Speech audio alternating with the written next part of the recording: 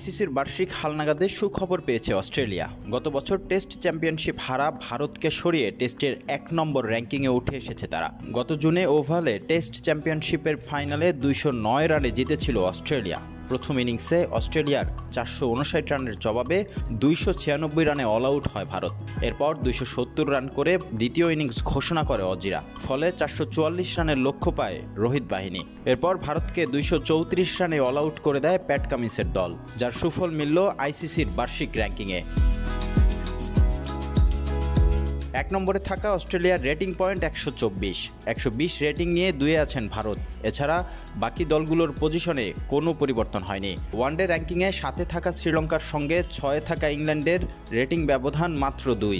৮৬ rating point নিয়ে বাংলাদেশ ৮ ও ৮০ rating নিয়ে ৯ আছে আফগানিস্তান।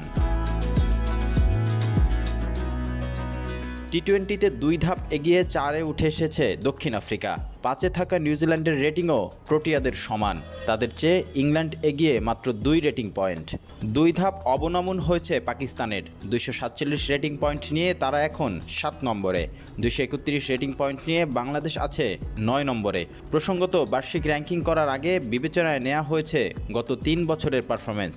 এর মধ্যে ২০২১ সালের মে থেকে ২০২৩ সালের মে পর্যন্ত পারফরমেন্সকে ৫০% ও সবশেষ ১ বছরকে শতভাগ হারে বিবেচনায় নিয়েছে ইন্টারন্যাশনাল ক্রিকেট কাউন্সিল।